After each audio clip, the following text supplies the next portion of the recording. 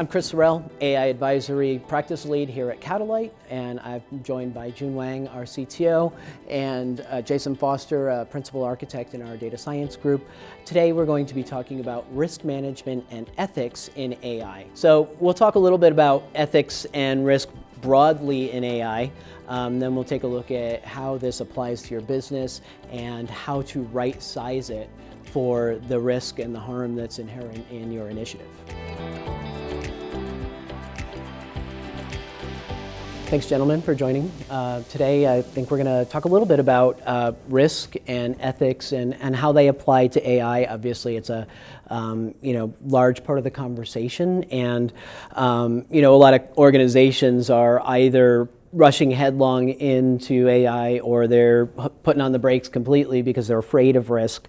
And so Catalyte is looking at how do we right size the approach, how do we look at the potential risks and harms, how do we mitigate those in a way that allows for productive adoption of AI while also mitigating those types of risks and managing those concerns that a lot of internal stakeholders have.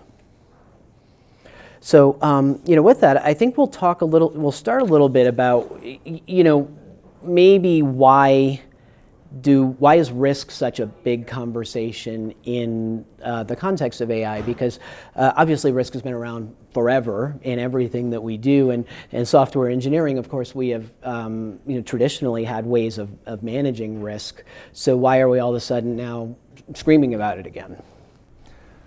I think AI, and again in the broad terms of AI, like machines making decisions for human. Machines are just faster. So whatever mistakes that we make in the past by humans, that is, I don't know, once a day, once an hour, once a minute, now is like 100 million times a minute if you really just dial it up. So that sort of organically caused some concerns if you were biased, if you make mistakes, if you make the wrong decisions, even in a fraction of a percent of the time, with the volume and the scale that the AI can be running at for much lower cost than what it was before, it potentially can have larger absolute consequences compared to the human decisions. Right, and some of it does have to do with, we've talked about this before, the harm that those kinds of decisions can cause. So when you talk about self-driving cars, there's life and limb at risk, there's property at risk. If you're talking about something in medicine, missing a diagnosis or giving a wrong diagnosis, those kinds of things. And if they're compounded that way, it even makes for more danger and more risk and potentially more kind of panic, I guess, around kind of turning that whole decision-making process over to a machine. And to some extent also, the risks come from the fact that I think at least the media portrayal of the AI adoption is, oh, we do one thing before, and let's just do that with AI, and then forget about it, and then everything else stays the same. If that's the case, then of course, like there is a tremendous amount of risk by just having something autonomously making this self-driving cars, as an example. But we don't have to do that. So I think it's a valid concern because you're making decisions as a much larger scale, much faster pace, but that is a wrong assumption in my mind. It's like we can redesign the process.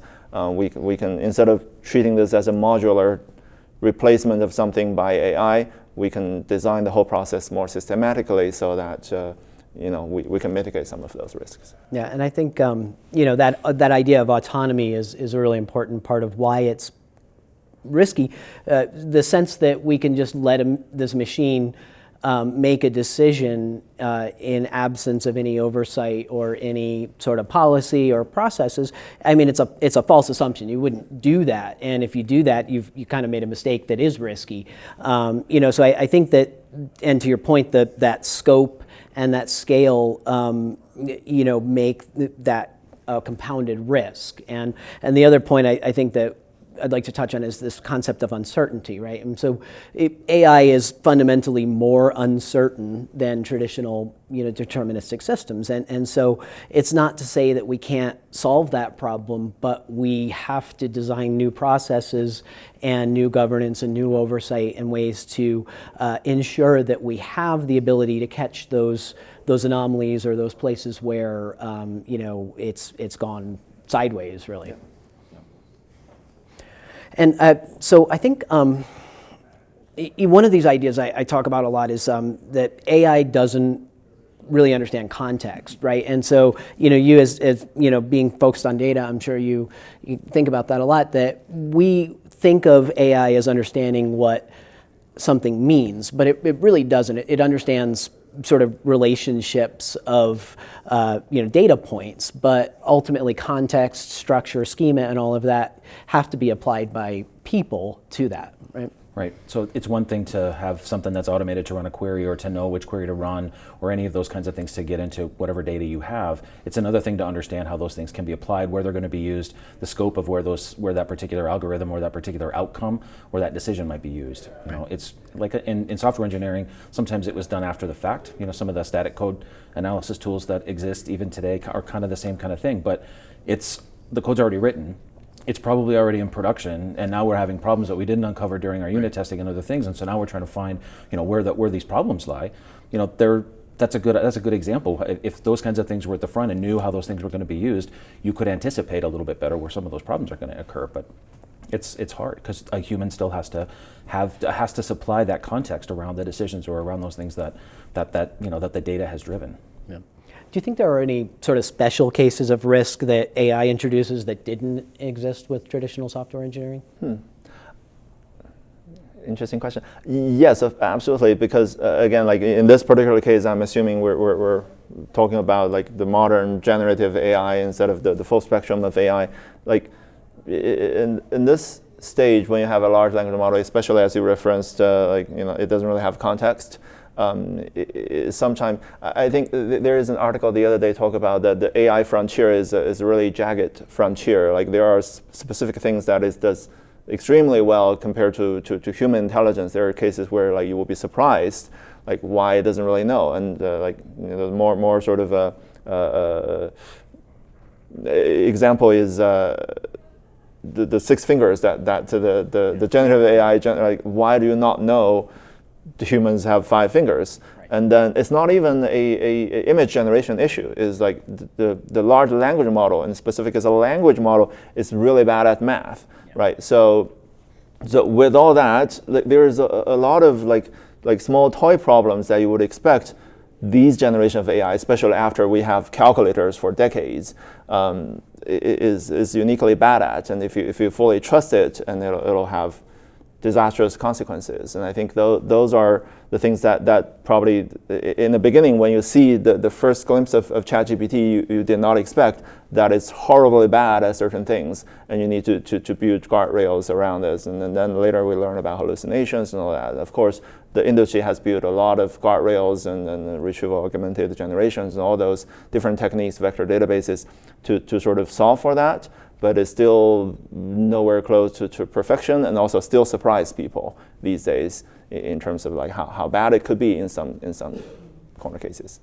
Yeah, and I think it's I'll keep saying this. We tend to anthropomorphize these systems. We want them to be people. We want them, and so we think about how they're going to think and respond in the way that we think and respond. And so I would expect if I asked you a question and you didn't know the answer, that you would say, "I don't know, but let me find it." Or let me get back to you. Right? I'll find it, let me get back to you. And we've seen repeatedly of hallucinations, or AI kind of wants to be helpful, right? To anthropomorphize it again, but it's designed to answer questions. It's not designed necessarily to answer them correctly or even understand what correctness is. It just wants to answer a question. Yeah, because it would be unacceptable to ask. It seems like that's kind of maybe a missing assumption, right? That if you ask it a question, you expect it to give you an answer. also you expect it to be correct, and it isn't, as you said, always going to be correct, but it would be not very, or perceived as not very useful if it was like, yeah, let me get back to you. I'm kind of busy right now, let me get back to you. Yeah, I'll call you back in a week. Yeah, so ultimately it becomes sort of a math problem, because like even in some of the prompt engineering tricks people are talking about, just add another line saying if you don't know, just say you don't know. But then mathematically, AI, like how do I balance, like which part do I not know? Do I just always say I don't know because I don't absolutely know anything? Like where is the balance point? And I think at some point that's a technology solution that we can build on top. Yeah, and I think there's we'll talk later a little bit maybe about sort of confidence scores and how they factor into it, right? And I love this idea, this question that we're faced with about how confident is confident enough? If it's 80% confident, is that good enough? What if it's 80% confident and it's wrong? And so there's all this complexity that we didn't have to sort of deal with before that confounds the whole conversation. The confidence about the color of the shirt, or this person should go on a medical procedure. Right. Yeah. Or that you actually are the same patient. And I've had encounters with these black box technologies where they're just trying to map what they know about a patient into this patient database, and they sometimes come out with an incorrect match. So I had a friend who showed up at the doctor's office, and they asked him about all these medications and these surgeries, and he was like, that is not me. I didn't have any of that stuff. And he's like, well, are you so and so from this place? And of the ways that they were matching, there was two of them. It was non-deterministic which one they were going to pick, and so there can be some dangers in those things.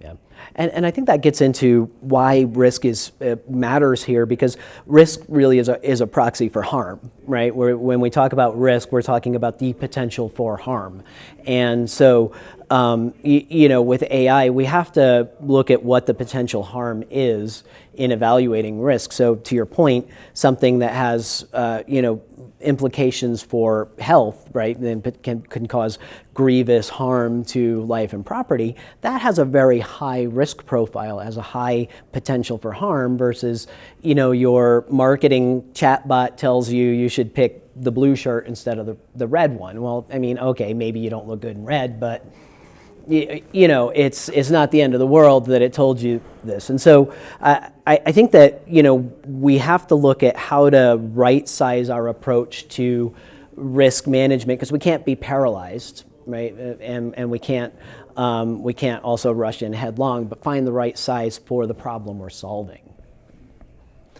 And this gets into probably a little bit of a data piece, like you have to supply the data. I think the reason why your friend ended up in an undeterministic case is like the system does not have access to enough data. I don't know, maybe beyond name and maybe social security number and all that. And I think it's like talk about the AI adoption in general and the risk associated with, like if we don't supply enough data into it, that's sort of a direct consequence to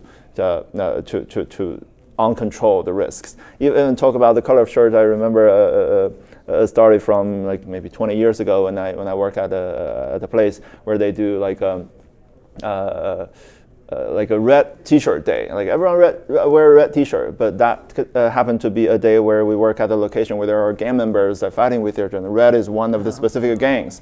If you don't have that data, right, it can cause harm, even though you think this is a low risk situation. So gathering those data and make those data available for the decision maker is a critical point for success. Yeah, and I mean that goes into bias, and there's so many different ways we can look at bias. The simple way, of course, is that sort of implicit bias in your data set. So various disciplines, medical disciplines are a great example of this, have biases in their processes and policies and procedures and diagnostic manuals before computers even existed, and they have grown into these systems. So you're inheriting a bias that is implicit in the system itself, and that it's really challenging to resolve that. On the other hand, you may have bias because you lack the full data set, right? And so it's a mismatch of your data to your problem, and by omission of certain scopes of data, it simply can't make the right decisions. So how do we manage that bias sort of generically and also at a data level? I'll start with the data. Yeah, I think those kinds of problems are, and they're across the board in AI, right? If you can have blind spots in your data because you're just missing things. If you are trying to answer questions or get answers to questions that you think you have the data for, but you don't really have them for, you have to make a very strong assessment of kind of where my data is. Do I know what its lineage is? Do I know, was it collected as close to the source of truth as possible? What is the source of truth for that data? But ultimately, when you go to try to have it make decisions, and you're trying to have it, make based on the data that you think you have, it still has to be validated. I mean, to your point, that risk you have to bake that into your process to say, look, this made the wrong decision, why? And to go back and triage those problems to try to make it better, or find the right data set, or find, another find a data source for that. Like, I don't know how you would find that. But those are all common problems, and it's across the spectrum in AI. And how do we sort of engineer more broadly processes and systems and policies that can identify and capture those anomalies or those times where it makes a wrong decision? Yeah, I think I'll still start with again, modularized solution versus systemic solution. Like, sometimes people imagine there's a systemic solution, AI can just do this for me, and I'll just sit back and count money, and that is it. Like, the AI will run the business. That's way too far from where we have today. So the easier way to sort of get into it is sort of a modularized solution, to sort of do something that you're already doing, and then see how it works, and then to sort of measure the performances, and try to see and measure if there is any sort of just by the sheer scale and the efficiency of AI, like, do we introduce more bias? Do we introduce more risk? Do we run things that we haven't really run into before? And then gradually get into sort of a more multiple modules replaced, and then how do we even reorganize the processes so that they actually work well together? So like, Catalyte is building like a co-pilot for recruiting, for example. Like, I really like the co-pilot concept. Not necessarily because the co-pilot concept is the best, but because it actually fit into today's sort of evolutionary stage of AI. When you have a co-pilot, people feel a little bit more comfortable. Like, we're not just having AI autonomously making decisions for me, but I'm still in the driver's seat per se, and then I can still ultimately be held accountable for making decisions. Like, that's sort of modular replacement of what we have today. Like, but eventually we can evolve into a better stage. Like, these days, if you fly on a plane, and then the pilot comes to say hi to you while you're on the transatlantic flight, you're okay with it. Like, the co-pilot has evolved into a place where the pilot are not necessarily needed all the time. Right. But if the same thing happened to a bus, it's a lot more concerning, and then so it's a different level of comfort. And so I'm going to ask maybe a simple or a little bit, innocent question here, but why do we care about this? Why are we so concerned about ethics and risk? And we haven't talked a lot about ethics, but I'll say that ethics is principles that help to identify risk in systems and mitigate that harm. But why do we care? If I'm not the one making the decision and I just have it on my website, it shouldn't be my problem, right? But what do you think? We talked a little bit earlier, there is a famous case in Air Canada. I think these days, at least the current legal system is still designed to actually make sure that we still capture the inherent wrongs in the system, regardless of whether it's a human decision or an AI decision.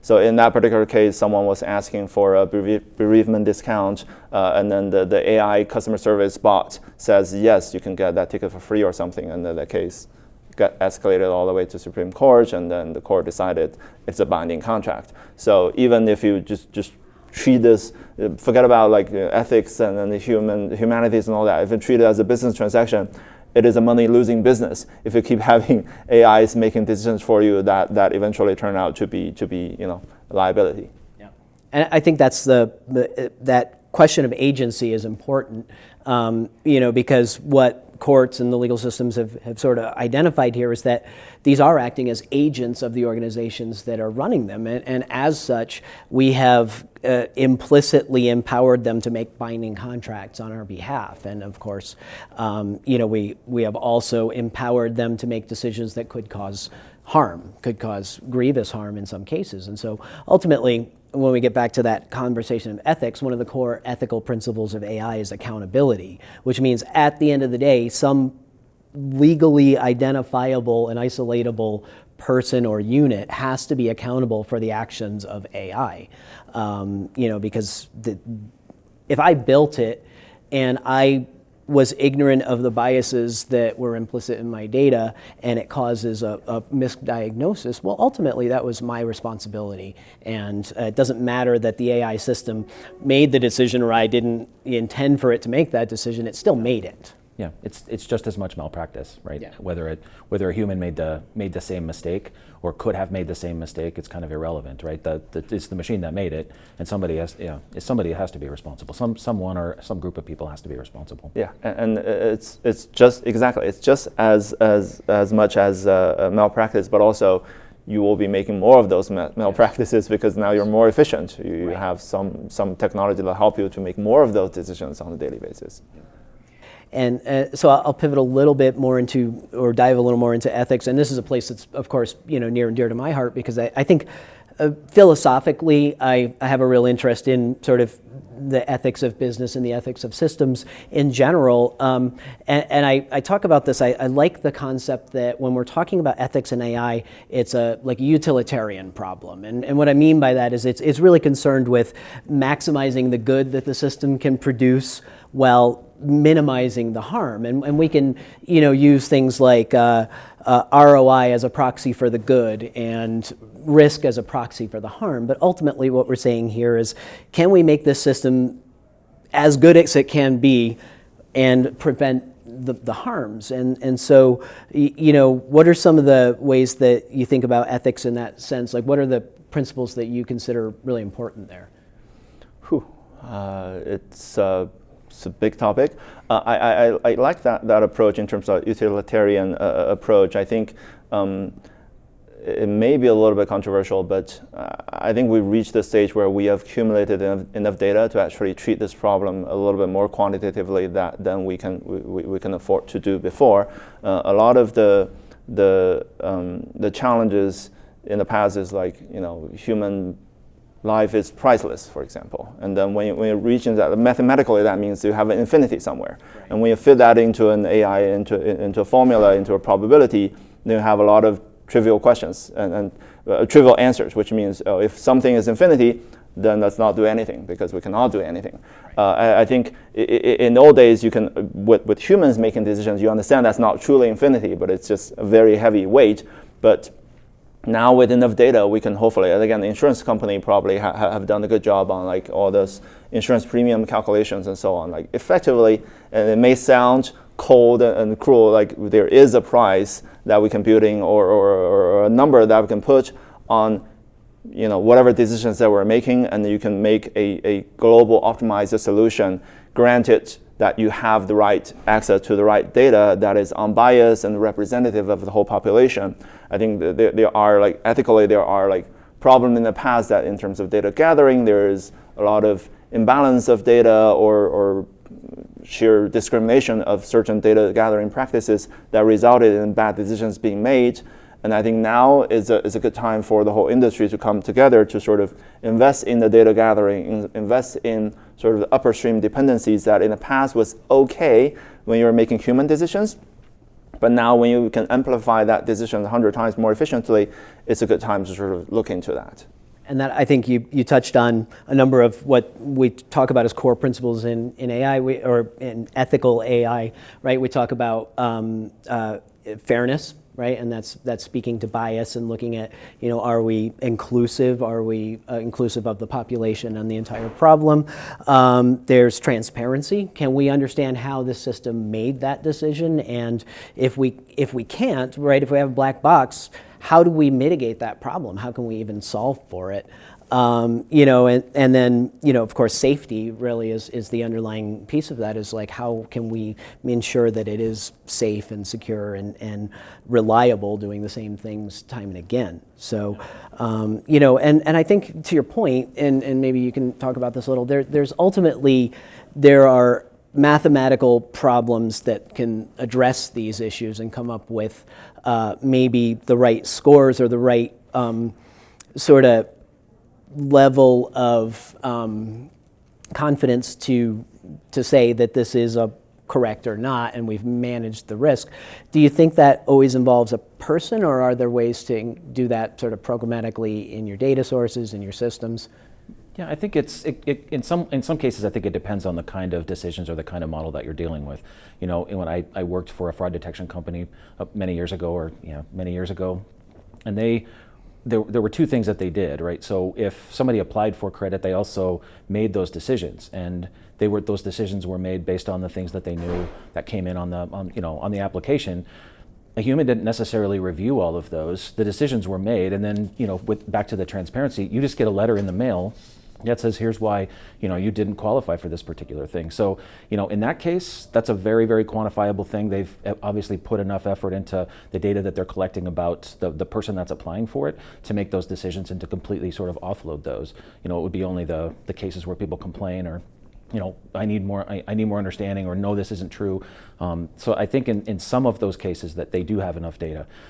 That business also got to a point where they didn't need any more data from any other banks to be able to identify fraud, right? So they didn't need anyone else to go in and look. They didn't need someone to kind of step in and make any of those kinds of decisions, or to quantify them or qualify them.